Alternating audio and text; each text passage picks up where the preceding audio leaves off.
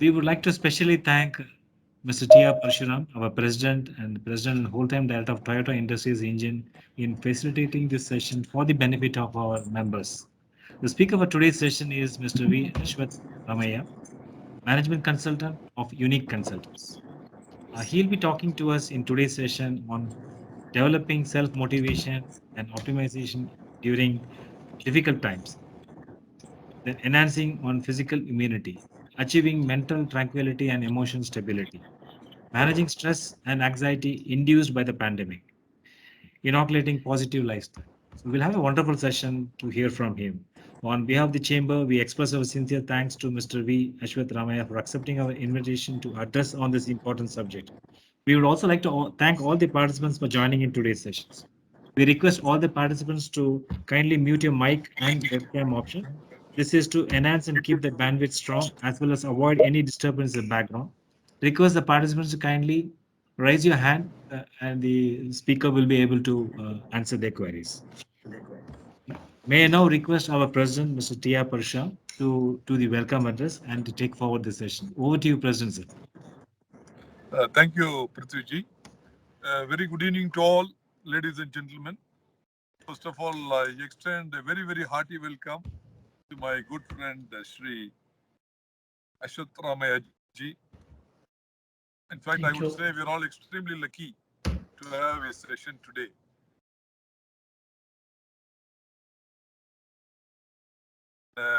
Several occasions, and every time it was a great learning for me. And I used to enjoy his every session and the kind of values that he brings to table on a practical wisdom is something amazing. In fact, just to summarize his achievements, 400,000 people, 10 books, then 400 organizations, and 25 years of experience. This is something to pen picture such a great contribution from this great man. We are very honored, sir. In fact, Thank he you. started his career in media. He's an engineer himself. Started his career in media. In 1992, he established the Unique Consultants. And from there on, I think his journey was full of successes. And he never turned back. I think such an optimistic person with positive values of life and brings in full energy to the table. You name any organization, be it Toyota or Infosys or Bosch, TVS, all organizations cannot forget him. And the kind of learnings he has brought into all these big organizations, small organizations, I think he has trained people across the nation and also across the world. In fact, his sessions have been very popular in other countries as well, Singapore, Hong Kong, developing economies. And he's a very, very respected person. And his books, all of you should have it. That Celebrating Life is a great book. And the beauty of all those books are he talks it in a very, very simple language.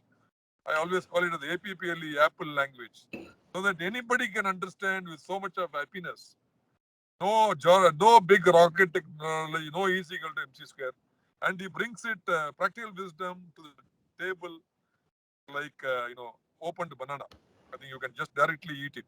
I think such is his style. And I'm very, very happy today. In fact, I recently met him and accidentally then we recollected a relationship and I requested him. Immediately he agreed. In fact, thank you so much, sir. My And I'm pleasure. sure BCIC members, a lot of companies also can benefit through his practical wisdom. So I'm sure today's session will be a great takeaway. And we'll also put the today's session in our website, the video, so that a lot of members can listen to this great man. And he is also a yoga master. He has been practicing yoga for the last 50 years. That is one of the greatest success. Probably whatever he talks, he's talking with a lot of conviction and he walks the talk. So I don't want to take much of your time. You can always browse through the internet or the YouTube. I think you can see hundreds of articles. And I'm sure all of us will enjoy today's session. With these remarks, I once again extend a very hearty warm welcome to my good friend, Mr. Ashwath Ramaya. I Thank also you. welcome all of you. I also could see a lot of senior people today. Mr. Gopal Hotur is there. the former DIG of police, and he is our mentor in several areas.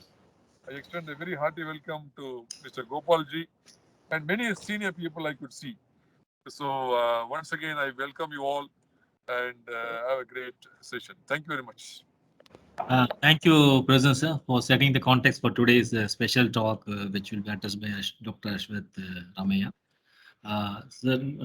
So, Mr. Ashwath Narayan, there's a request from the President that we should put in the website. So, can we record Okay. or stop recording?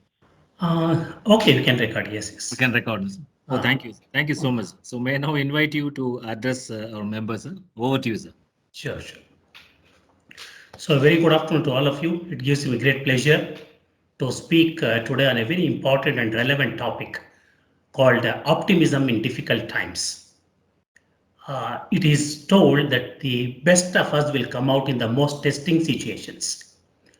Although COVID is being identified as a disease for the body, there is a lot of psychology and emotions involved in it. After all, basically, body is an extension of our mind. Body and mind are the two faces of the same coin, actually. Any change in the mindset affects the body, and any problem at the body reflects in the mind. In fact, suppose a person gets angry. After all, he gets angry in the mind, but immediately you will find that his blood pressure increases and his heartbeats increase. Now, blood pressure and heartbeats are in the body. So, an anger in the mind influences the functions of the body like blood pressure and the heartbeats, etc. So, this clearly shows that body and mind are inseparable.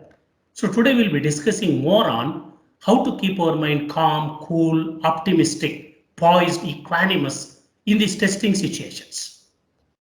Apart from mind, there is another very important aspect called emotions, feelings, which are supposed to be in the right part of the brain. Many people have been talking about the physical and the physiological aspects of corona, which are very important.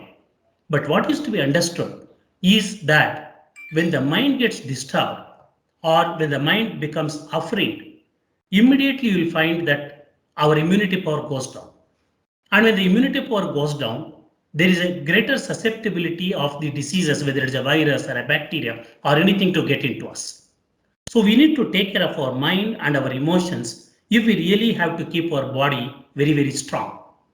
Now that is going to be the talk of today of how to keep ourselves very optimistic even under the most difficult situations. In fact, any disease for the body is generally termed as illness, whereas any problem in the mind is called as sickness.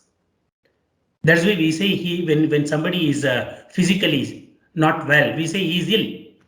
But if a person is having too much of worry or too much of anxiety, etc., we say he is mentally sick.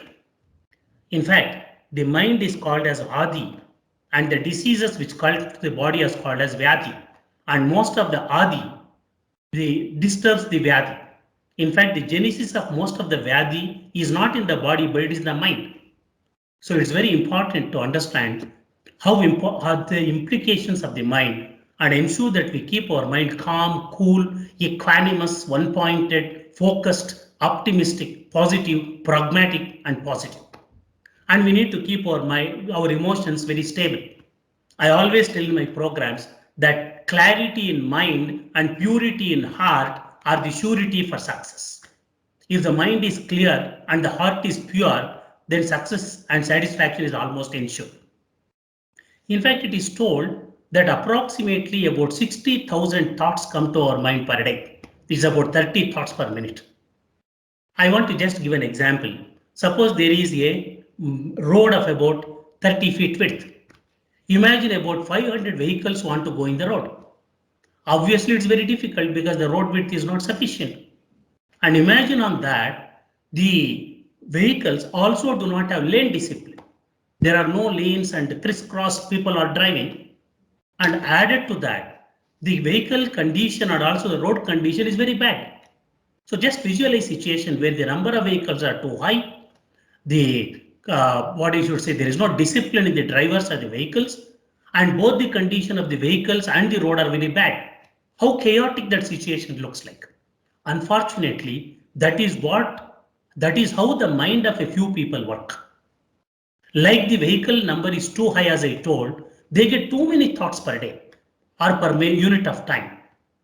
Number two, like the vehicles do not have the lane discipline, these thoughts do not have a direction, which only means thought number one could be of a disease, thought number two could be of his finance, thought number three of his spouse, thought number four of an email to be addressed or sent. So with the result, what happens? No thought is being logically, conclusively brought to an end and action taken. And number three, like the vehicles and the road conditions are not so good, the quality of the thoughts may be negative many times. Negative thoughts, I mean anger, jealousy, ego, inferiority complex, fear, aberrations, manipulations, hidden agendas, etc. So if the mind is having this chaotic condition where the number is more, the discipline is not there, and the quality is poor, definitely this chaotic thoughts will percolate to the body and manifest as diseases. In fact, this word disease itself has come from two words. Dis-ease, like we say discomfort. That means you are not at ease. Even very funnily, I tell in my programs, if a person has a disease, like a diabetes or a cardiac problem or a kidney problem, the traditional disease, but he is at ease with himself, he is happy within himself, and he is at ease with others. He has got very good relations with others, and he is at ease with the disease itself. That means he is not much bothered about the disease. It means he doesn't have a disease, that means not at ease, although he is said to have a disease from the medical parameters. Now, if you take a reverse condition, if a person doesn't have a disease, no BP, no cardiac problem, no kidney problems, let us say, no traditional disease as gauged with the medical parameters, but he is not at ease with himself, he is not happy within himself, he is not settled, he is not grounded, and he is not at ease with others, he is not at ease with the world. That means he has a disease, although he is not suffering from any typical disease, which only means it is very important to keep the mind very equanimous, poised, and calm in difficult times. It is very nicely told that the left, we have got two parts of the brain, as most of you know, the left brain and the right brain. The left brain is responsible for statistics, data, science, technology, the commercial sense, the management, the structured thinking, the numericals, the tabular columns, all the structured way of work gets into the left brain. Now the right brain is more responsible for feelings and emotions, see, the values of people, the emotional aspects, creativity, intuition, all these things are the right part of the brain. Now, the left brain can be called as the chemistry of life and the right brain can be called as the poetry of life. If you simulate this module to corona, for example, to beat corona from the left part of the brain, we need to be very disciplined and follow all the advisories. For example, it may be wearing a mask and maintaining a social distance, sanitizing, washing the hands and being very clean and neat. And also getting aware of the latest happenings of corona. This is the left part of the brain, but that is not enough. If we follow all these things, but we are tensed, we are stressed, we are anxious, you will find this anxiety will reduce the immunity power and then the body becomes a breeding ground for a host of diseases. So it's very important to keep the mind calm, cool, and positive, apart from following a lot of the procedures or systems or the medical advisories, which should be put in place in any case. So from the science and technology, the corona has to be addressed by following all the rules and regulations. But at the same time, from the emotions, one needs to be very peaceful, calm, and also very, what I should say, patient. I just want to put this slide so that it becomes clear. We can put slide number 10.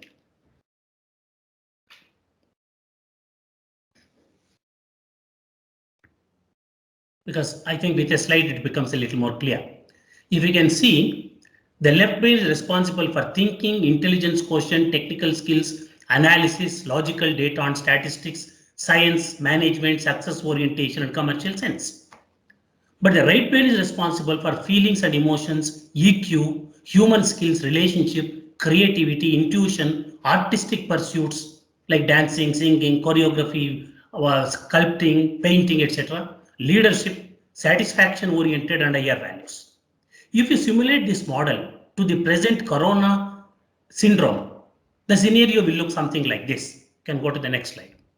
If we want to really address corona from the left brain, we need to follow the social distancing, sanitizing, following government advisories, having personal hygiene, knowing about the latest things in corona, washing the hands, clarity about government rules, then finance management of the spending, etc., and professional work if it needs to be work from home.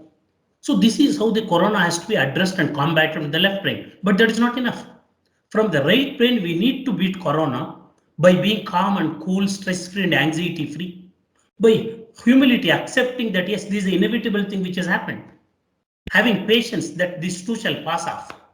Having good relations in the family.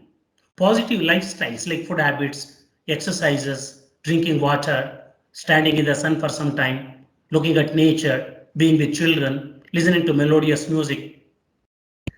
Service to the needy, connecting with the old friends, and artistic pursuits like singing, dancing. So this is how corona needs to be handled from the right part of the brain. Any one function, either from the left brain or right brain, will only have an incomplete answer to corona.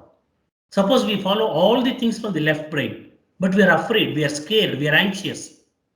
We become a possible casualty. But suppose on the other hand, we are very strong in our mind and we have very good stable emotions we have got, but we don't follow the advisories, then also there is a problem. So this is very, very important to notice that this has to be handled. The present situation will be handled from the technical, the medical, and the statistical, and the numerical, and the structured way from the left brain at the same time on a emotive and on a, what I should say, value orientation of the right brain. This is what I just wanted to bring it to your notice, that we need to beat corona in a very holistic and in a very comprehensive manner. I just want to pause here and ask the participants, if you have any doubts, any questions, feel free to ask. Whatever little bit I know, I will try to explain before I get into any other questions, because I always feel the program should be very interactive and very participative. In fact, jocularly I tell in my training programs that initially for about 10-15 minutes, people will listen more out of interest on the topic or some respect to the trainer. But afterwards, they will listen more out of sympathy to the trainer. Anyway, he's enjoying himself, why to trouble? It should not happen. So to ensure that a syndrome does not set in, I invite 1 or 2 people to ask 1 or 2 small questions or add on something if you feel like, so that we can make it a little more interactive and little more positive. I request the participant raise their hand so that yes. the organizer. Or you can key in the chat box, whatever. Yes. Anyone would like to ask a question or any elaborations which are needed, or some comment on the program itself? Is it useful? Is it adding value? Whatever. Sure. Yeah. Ashok, so you can go ahead, Yeah. Ashok. Yeah. Please. This is Ashok from TCAP. Yeah. Ashok. Yes. Yeah. Nice to meet you again, sir. My pleasure, sir. Yeah. Anyway, you explained earlier also many things. Yes. Just my question is about this Please. conscious and subconscious mind. Yeah. As you know, conscious mind focus on many of the goals, analysis, tasks, or plans, and subconscious mind, which is the thing which controls other more than 90% of the things. Yeah. Here, this subconscious mind, that it works both like left and right brain. Yeah, just I wanted to understand further on that. Conscious mind also. Both works in left and right brains, or what is that? That you can deliberate on that. Though. Sure, sir. See, the moment you say mind, it is only left brain, sir. The moment you say heart, then it is right brain. So which means both conscious mind, subconscious mind, and unconscious mind. All the three are in the left brain itself. Because the left brain thinks, whereas the right brain feels. So if you put in the picture which I had told you, conscious, subconscious, and unconscious, all the three are in the left brain itself. Only thing is, in the conscious mind, whatever you are doing, you are very much aware of it. And when you are not aware and you are doing it, it becomes a subconscious mind. When you are not totally doing it, but only your tendencies are driving you, it becomes unconscious mind. So all the moment you say mind, it is left brain. Thoughts, it's basically thoughts. Mind is the storehouse of thoughts. Minds emanate from the thoughts. Thoughts get into the mind. But when you talk of the right brain, it is more of emotions, feelings, etc. Now, it is actually speaking, we say that heart is the seat of emotions. Not really. Heart is only a pumping station of the blood. When we say right brain, it means emotions. So this is how, when you say subconscious mind, it is in the left brain, generally. Now, does not emotions also become subconscious? They can happen. The base that's why I always say try to settle all the things in your life in the conscious state itself. See, how does something get into your subconscious mind? Suppose you are not happy with somebody and you tell him that I am not happy with you, then at a conscious state the equations have been balanced. Unfortunately, when you feel that you are not happy, but you cannot tell him, now where does that thing happens? You know, as per physics, as per the theory, science, no energy can be created and no energy can be destroyed. Energy can only be changed, it can only be transformed or converted. Like a fan here is converting the electrical energy into mechanical energy. Now, when you get an angry on a person, but you cannot express it, and anger is an emotion, and emotion is energy. In fact, emotion itself, energy in motion. That's how people interpret it. So, where does this energy go if it is not dissipated outside? It sinks into your subconscious mind or heart. At a later point of time, when the conditions are congenial, it will erupt, and that is how people become very unpredictable. So what is the technique now? Whatever you want to do, please try to settle at the conscious state, whether it is feelings or whether it is thoughts. The more you try to suppress, please remember suppression takes place in the subconscious mind, and the more you repress, and repression takes place in the unconscious mind, the more will be the problems. I don't know, Mr. Ashok, whether I'm making it clear or not. Yeah. Thank you, sir. It is very important that to speak out and settle the matters at the conscious state, not to put too many things into the subconscious and unconscious mind, because they cannot be destroyed. Very nicely it is told, a bad feeling will never die. It only resurfaces at a later point of time in an uglier form. So this is where I want to tell you that all the mind thoughts are in the left brain only, and all the emotions are in the right brain. And let us also understand that in emotions there are positive emotions and negative emotions. Positive emotions are love, affection, our empathy, sympathy, gratitude, etc. The negative emotions are anger, jealousy, greed, lust, perversions, hidden agendas, etc. Whereas if you take the left brain, you will find because it is truth, there is nothing called as positive left brain and negative left brain.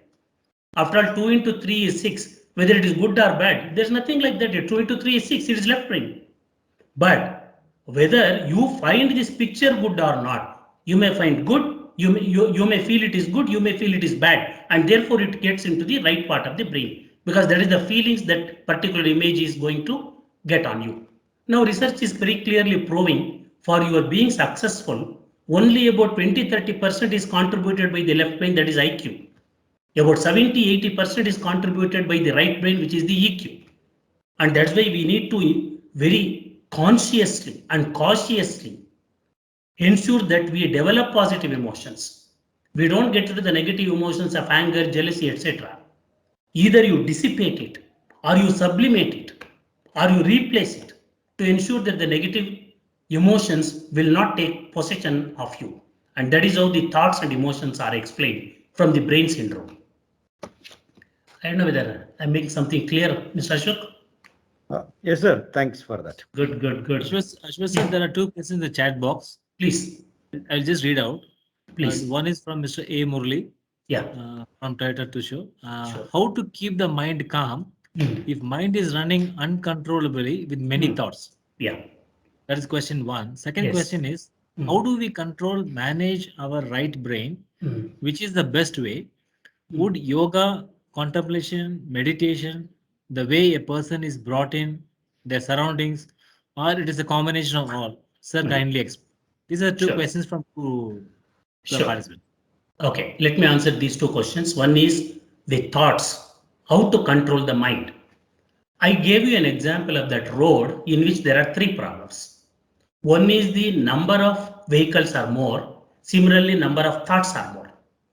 Two, the thoughts are not channelized unidirectionally, like that vehicles are not channelized because they don't have lane discipline. Three, the vehicle condition and the road condition are very poor. Similarly, the thoughts may be very, very negative in nature. So that is the analogy which I gave. Suppose, imagine, it is very common sense, sir. Imagine that 30 feet road is having 500 vehicles which are hitting each other. What is the first thing you will do? Can somebody answer me? What is the first thing you will do?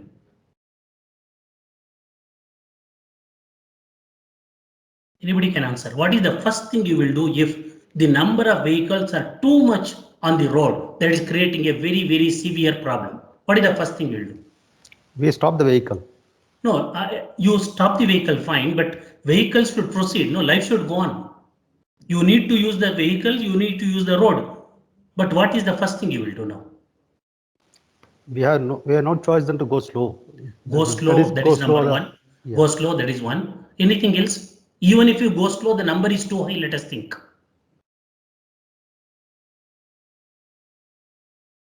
Anyone? Okay, I think the first thing people will do is to reduce the number of vehicles. That is what you will do.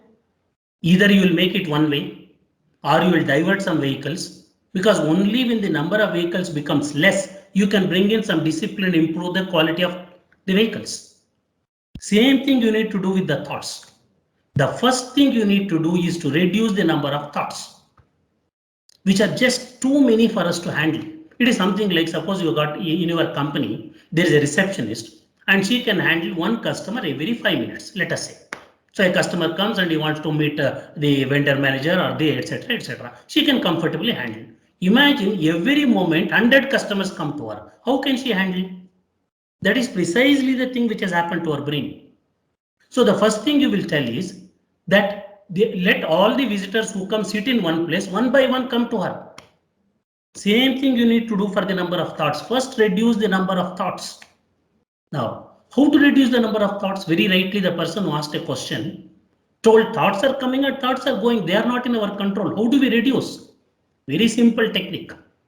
The number of thoughts and your rate of breathing are very intimately connected. For example, suppose you get angry.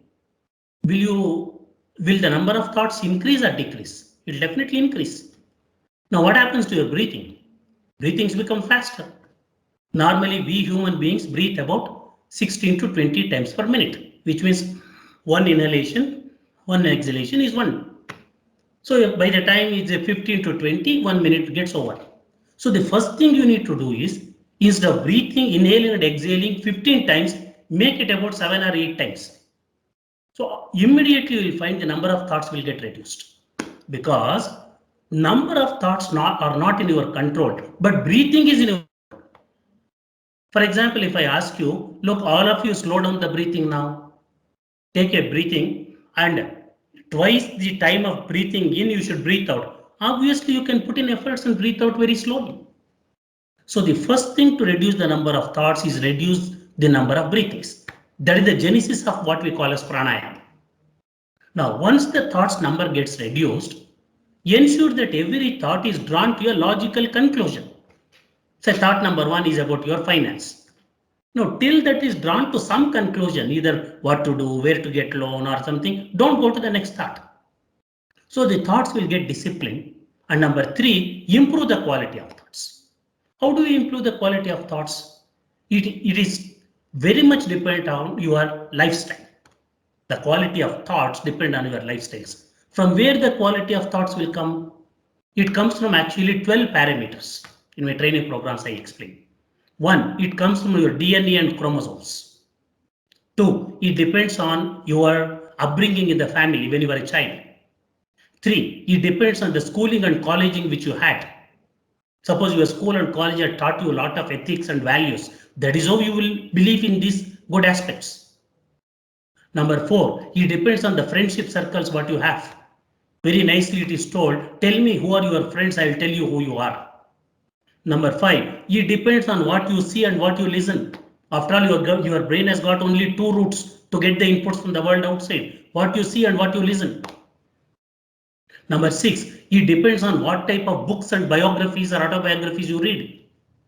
Number 7, it depends on what type of food you take. Number 8, it depends on the people with whom you live. Number 9, it depends on your value systems. Number 10, it depends on your priority, sense of priorities. And lastly, the research is not true, therefore they've added on column unknown factors. So the moment you think one thought, these 12 components has already entered into that. It is like putting 12 components and producing one thought. So let me just tell you, our body is a huge chemical factory. It keeps on producing chemicals, depends on what type of thoughts we get. The moment a negative thought comes, our body produces thousands of toxic chemicals like excessive adrenaline, noradrenaline, cortisols, catecholamines, all these things. The moment a good thought comes, you will find a lot of good chemicals will get produced. They are called feel-good chemicals. Which are these feel-good chemicals? Serotonin, dopamine, endorphins or epinephrines, GABA, oxytocin, acetylcholine, melatonin. These are all feel-good chemicals. Now, how do we create feel-good chemicals? You have to have a very positive lifestyle. One is our food habits. There are 3 types of food: tamasic, rajasic, and sattvic. Tamasic food will make you dull like Kumbhakarna. Rajasic food will make you restless like Ravana. Sattvic food will make you very, very pious and equanimous and ethical like Vibhishan. Number 2, it depends on physical exercise. The moment you do physical exercise, you will definitely produce a lot of feel-good chemicals. See, I am now 71 years old.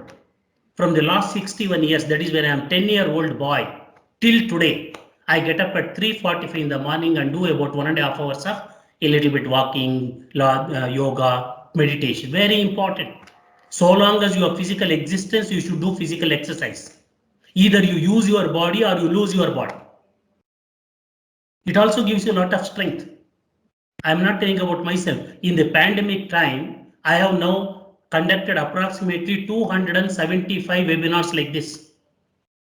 One of the reason is that because the yoga is being done, you will find that physically you are a little strong, mentally you are a little peaceful.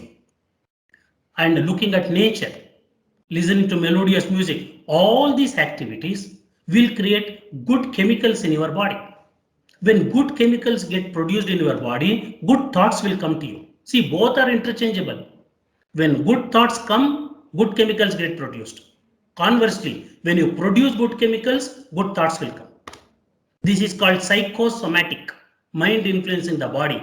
The other is called somopsychic, the body influencing the mind. So have a lifestyle in which you integrate all these things. You will find your body, your mind will produce only generally good thoughts. In fact, I got a timetable which I have followed for nearly about 55 years of what we need to do to ensure that we control our mind. Let me put that in front of you. Am I vibing with you? Are you getting what I am trying to say, sir? Any comments on that? Is it useful what I am talking to you? Amazing, sir. In fact, it's unbelievably true what you are telling. Yes, sir. Whatever you are talking is a great wisdom to all of us. Yes. And it's amazing. Please go ahead. See, we need to develop. I'll come to that now. We need to develop about 8 things. 1, physical immunity. 2, mental tranquility. 3, intellectual clarity. 4, emotional stability. 5, concentration intensity. 6, enhanced creativity. 7, domestic unity. 8, social empathy.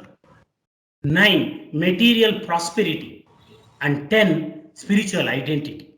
That is the menu for a holistic living.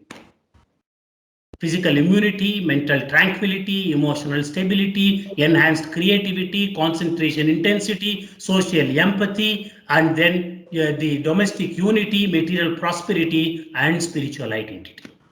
Now, based on this, I have created a timetable which I follow, and it's very important to follow. The people believe that anything which cannot be documented cannot be understood. Anything which cannot be measured cannot be improved. I asked in the other program of a similar institute like you, see, we have a checklist for everything. We have a checklist for 5S, Kanban, Kopegawa, everything we have got checklist. Even if you give a vehicle, that fellow before giving, you will check is the oil level. Do we have a checklist for how we are taking care of our body and mind and intellect? Do we have a checklist that these are the 10 things I have to do in a day? It's very important for us to do. And that's why I have attempted. I'll just explain it to you now. We can put the timetable.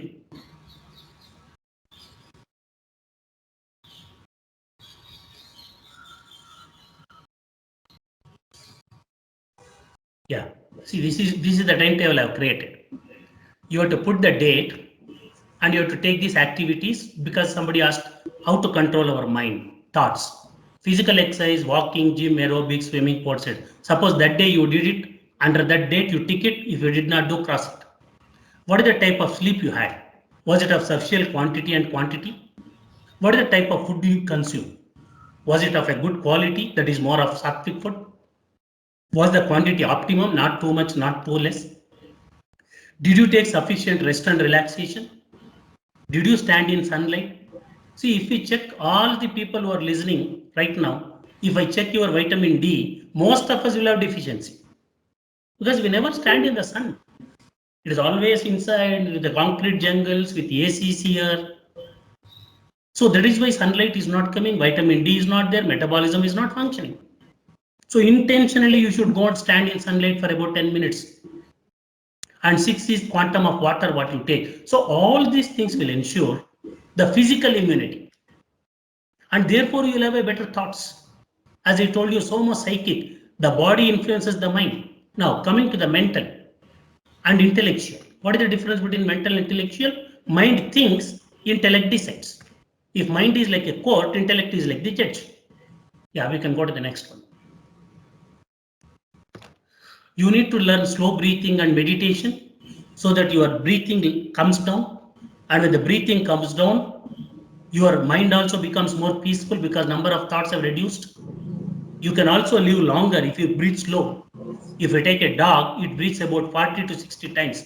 And the average life of a dog is about 15 years. Take a cow, it breathes about 30 times per minute. It lives for about 30 years. Human beings breathe about 12 to 20 times per minute. They can live up to 100 years, whereas the tortoise breathes only 2 times per minute. It minimum lives for 200 years. So breathe slow and live long. Although it is not as simple as I am trying to interpret. It has got some sense, connotation. Read educative books. Very important to read educative books. That is how you enhance your knowledge base. And that will give you tremendous amount of confidence. Action taken to update professional skills.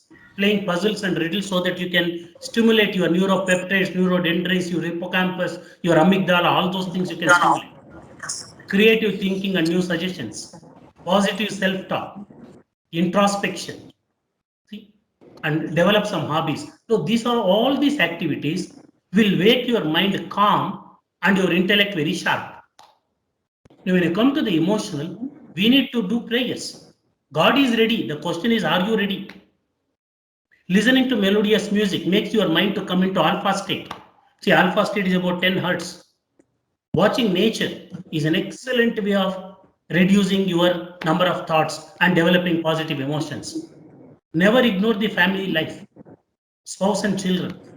A domestic disharmony can lead to a corporate calamity.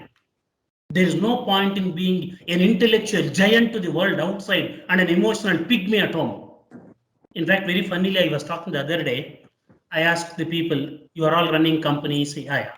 Do you have a logo for your company? They told yes. Do you have a logo for your family?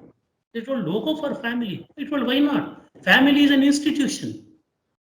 I have created a logo for my family. Myself, my wife, children sat down. We debated based on our names. See, my name is Ashwath Ramaya. So I put a Ashwatha tree. My wife's name is Rajani Kanta, which means a moon. My son's name is Sri Ram. So I put a Sri Ramachandra's Murti.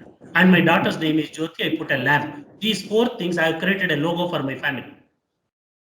Then I asked, in your company, do you have a PMS, performance management system? They told yes. Have you ever got yourself rated by your wife on about 20 parameters connected to family life? They say no. Why? Why do we take our spouse for granted? So you will find in my home, every 1 month, my wife rates me on a 0 to 10 scale on 20 parameters which are settled. My son rates me and I rate them. And we have a debate about what are the areas of strength and where we need to improve. For example, our company, the moment you get into a company, you got a vision, mission, and values. I ask them, where is the vision, mission, values of your family? So Indian families need to be corporatized and Indian corporate need to be familized, which means the corporate systems, etc., need to be brought into the family and the emotive aspects of the family needs to be sandwiched into the corporate fabric. And that is what is needed. So a number of people who are appreciated. I have taken a rule, till I appreciate 3 people in a day, I will not take dinner. So obviously you will start searching for good things in life. And in life you will get what you want, not what is existing. Do you remember when we were children, when your father got you a cycle which was red color? And from that day onwards, you started telling on the road, any red colored cycle comes, you say that is mine, that is mine.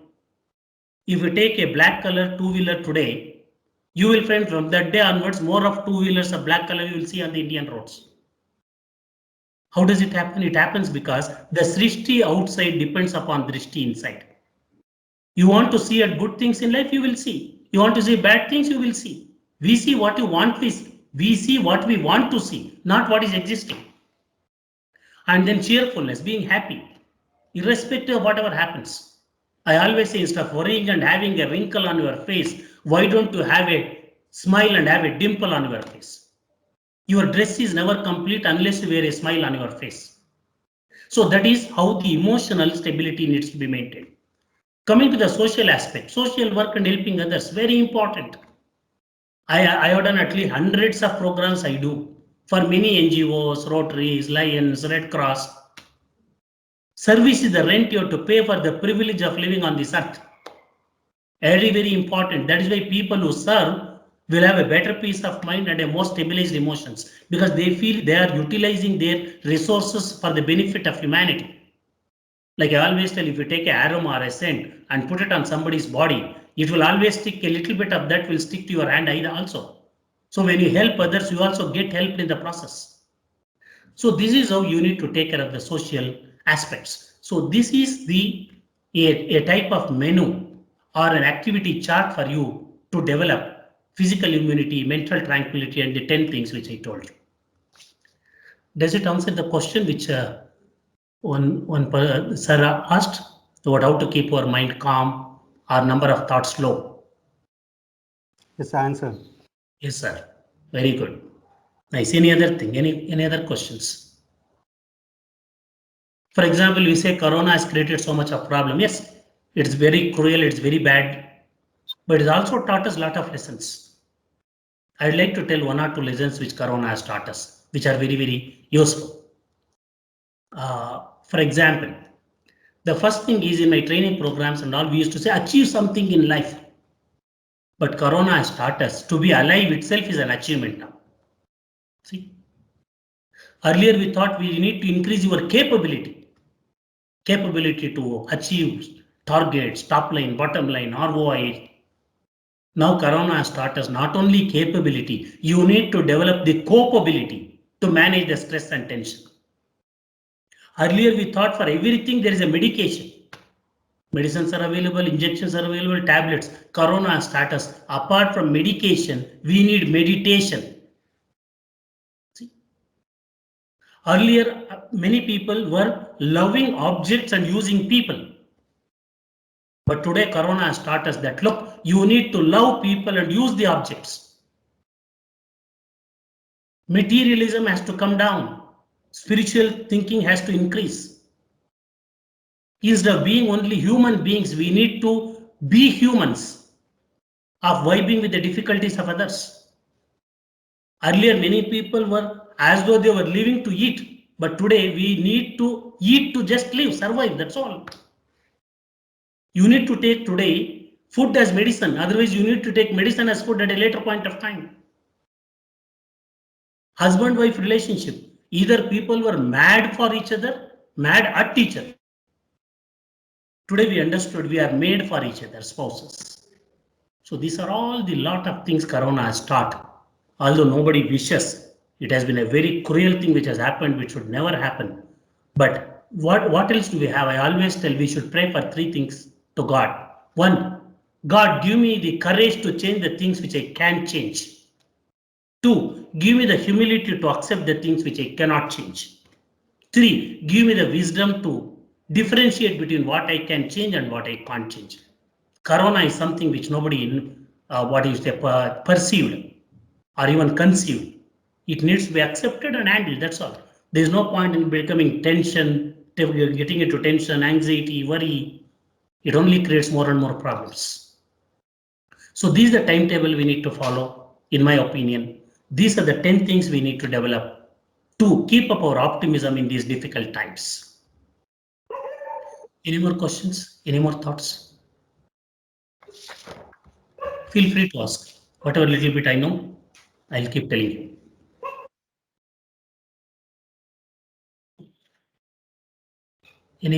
Any more thoughts or riders or corollaries or more information you need? Feel free.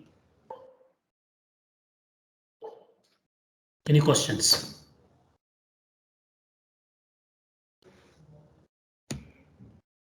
Any points? So let me just summarize whatever I have told you. Although Corona appears to be a physical issue, there is a lot of psychology from the mind point of view and a lot of emotionalism from the feelings point of view involved. It is very important to understand the anatomy and structure and the physiology of the left brain and the right brain.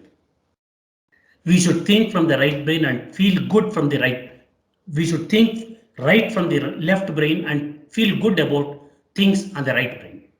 Corona has to be beaten and handled from both the brains, from the technicalities, the medical aspects, but also from our emotive, peaceful mind, stabilized emotions. We need to have an accountability of what we do if we really want to develop optimism. It doesn't come just like that. It is not an accident. It is a choice.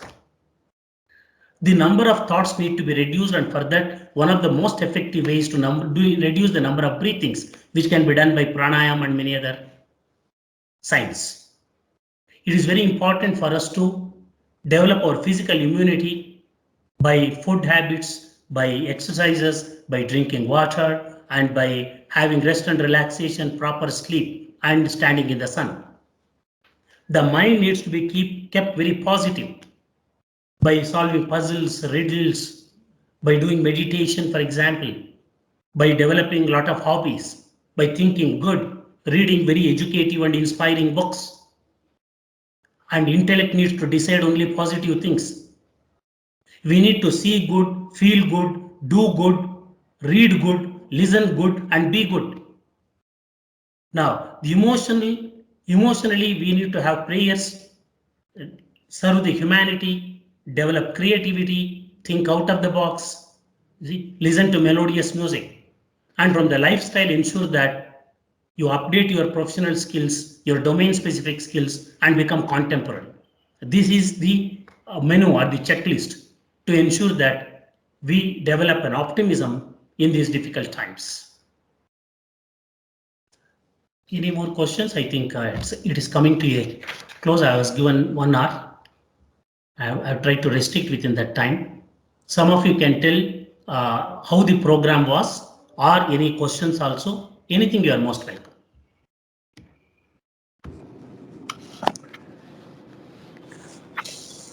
This is Gopal Masur. Yes, Papa, sir. I think in very, very simple, easy terms, you have explained a lot of practical steps that we can take it in our day-to-day life. One thing about sports, because I also had a sports body, is that the sports or competitive sports makes you to breathe much more, faster, Sure. and not slower. I Yes. know great players like Lever and all this, Federer and all. I think they have their count at 46, 48 when Yes. normal people have it at 74, 78, 80. Correct. So does it get trained or it comes from birth? Sir, it is like this. Strength is different from health. All strong people need not be healthy. All healthy people need not be strong. What does it mean? If you can lift 80 kgs, sir, and I can lift only 50 kgs, you are definitely stronger than me.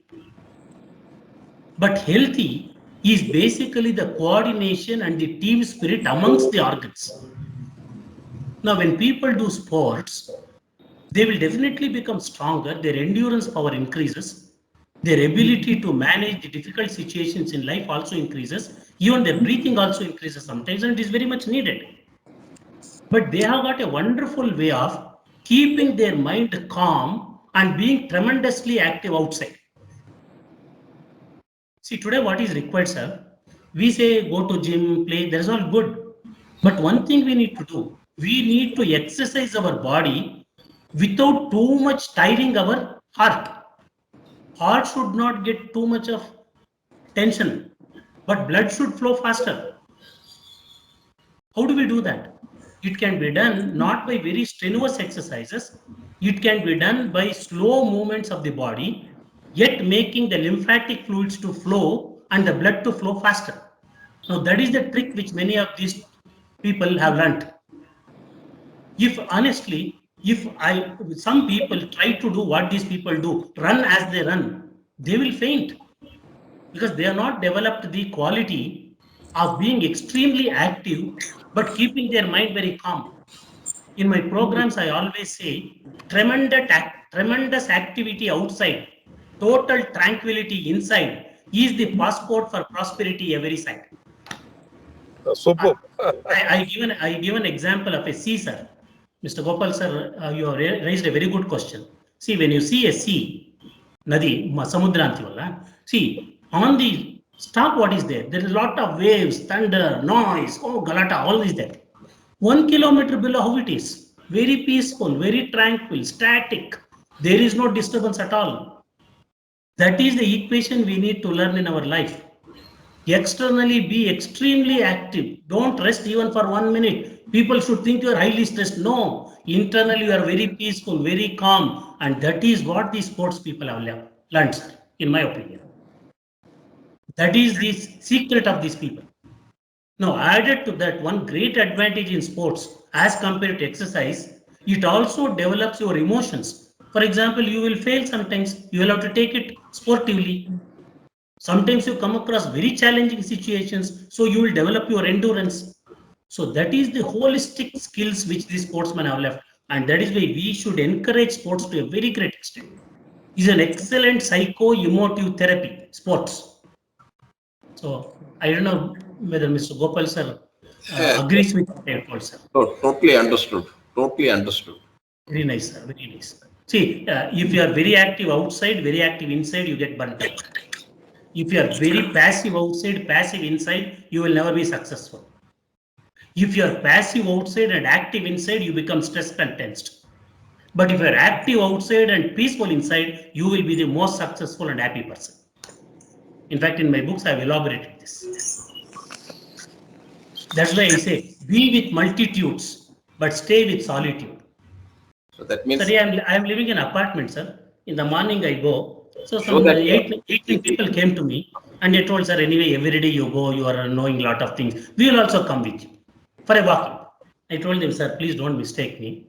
I want to live some time for myself. I will keep on talking throughout the day, writing, talking. I do not want to become a stranger to myself. So when I walk, I will talk to every organ of my body, express my gratitude. I want to feel my own breathing. I want to talk to my mind. Mind, think like this, don't think like this. Now, if I miss out on that, It only means that I will become a stranger to myself, and that I don't want to do.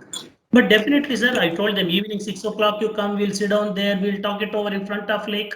Perfectly all right. But morning 20 minutes, you leave it to me. Because tomorrow when I stand in front of a mirror, that person in the mirror should not say, look man, you lived for everyone else other than yourself. It is very important to spend time, have that me time. And such people can develop the total tranquility inside and tremendous activity outside. And that is the passport for prosperity every side. Mr. Gopal sir, am I Yeah, speaking sense, sir? yeah, you're speaking sense in a lighter vein. You should get angry, but that anger should not get into you. Exactly. You can use anger as a tool. Anger should not use you as a tool. In fact, we say, look busy, be easy. Exactly. Now that is the trick we need to follow. See, sir, Mr. Parasuraman, sir, you take. I know him from TCAP days. Not a moment he will be a piece of what I should say. You're going here, going even the space of walking. But unless he is having peace of mind, how do you think he will handle so many things? Now, whether he has learnt it by habit or whether he has learnt it by something else, that is debatable. But unless such people have that equation, it just cannot work. Simple. It just cannot work. So Thank you, that's sir. what is. Thank you. Anyway, I think, sir, today literally it was a kind of a life workshop, I would say. I think this 1 hour of investment is. That's why I said in the beginning, gentlemen, please, this 1 hour of investment, you're all very lucky today. Whoever has attended today, really, I would say you have done some good punya. Your previous generation, also in the current Janma. Otherwise, listening to such great people, because it can be a wake-up call. And the kind of experiential learning he brought today is something amazing. Right from the inner self to the brain, to the society, to the organizations. I think your role and responsibility and your role to your own body. I think the final thing that he really touched all of us. At the end of the day, when you look at the mirror, I think you should answer your consciousness. What did you do for me? Absolutely. This is a real wake-up call for all of us. Because life is a short journey and nobody knows when it starts, when it ends. But I think that how to live the life, I think today was a great learning for all of us. And in fact, I'm sure many people will be flooded with questions. Some of them may not be wanting to ask the questions here, but I also request you can always collaborate and meet Mr. Ashok ji at his mutual convenience. And he's such a wonderful person, I'm telling you. And in fact, he has changed the lives of several people, I know, because I have conducted several programs for my boys in several Toyota plants. Every time I get the feedback was something phenomenal. And if I remember, we conducted more than 30, 40 programs with Yes. Mr. Ashwat Ramaya and also his brother, Mr. Anant Ramaya. They're also genius. I think both of them are blessed children, I would say, because this is not an ordinary thing that has happened. And whatever he talked today, in fact, the personal scorecard, what he said, I think my own KPA, how my wife measures me, how my son measures me, again, a wake-up call for all of us. Most of us have been able to achieve huge successes in our organizations. But I am able to see many people are a miserable failure at homes. A lot of suicides, divorces, family partitions, frustrations, and pent-up emotions. I think this countless number of cases. And as he rightly said, COVID has been a wake-up call. It taught us very simple things in life. And yet, it really taught us human values of life in a very, very simpler manner. Sir, we really thank you today for the wonderful message you have given in 1 hour's time. I think in 1 hour, the kind of message he has given is unbelievable. In Toyota, we say A3. A3 make a $1 billion investment in a single A3 paper. Very easy to make a 1,000-page report. I always keep talking about the big picture. I think today Ashwat Ramaya ji has given us the big picture of life, big picture of success, and the big picture of prosperity. and also the kind of opportunities. We convert COVID into an opportunity for prosperity. Thank you so much, sir. And, thank you so much, Gopalji, also for your interactions. And all the audience for bringing out wonderful thoughts.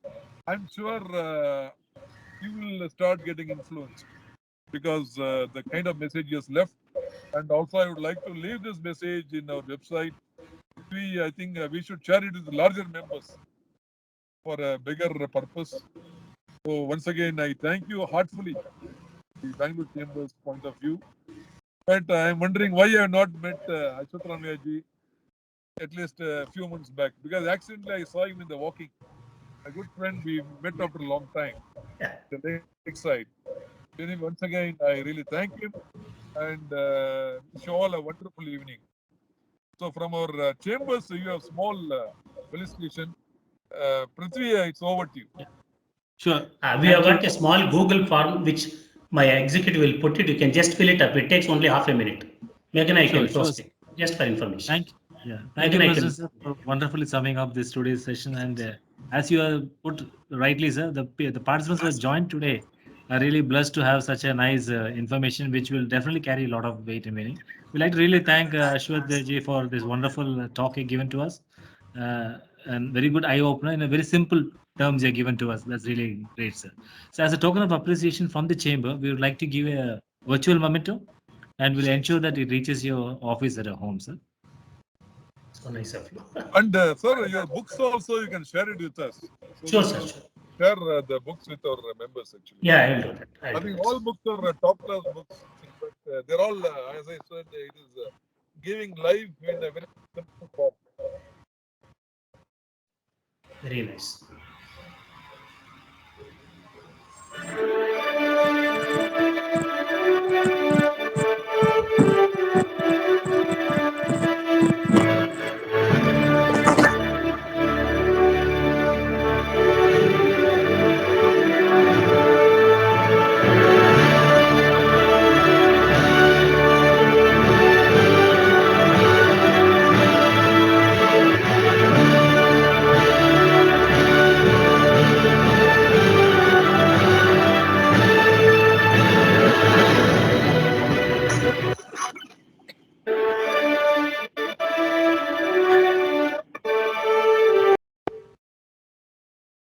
So I think the Google, Meghana, have you sent the Google form?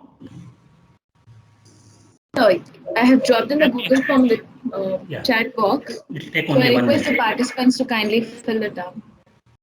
Yeah. And also, sir, can we have the national anthem played? I request all the participants. Yeah. Sure.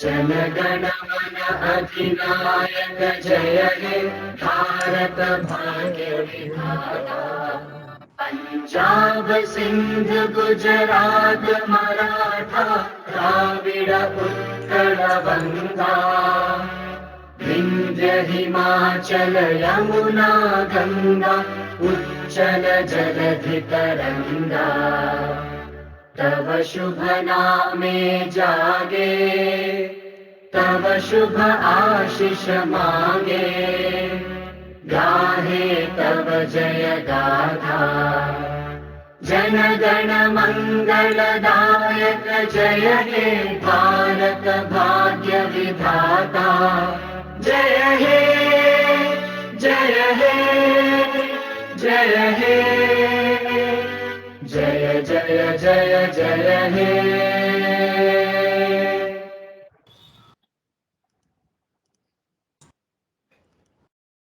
Thank you all, sir.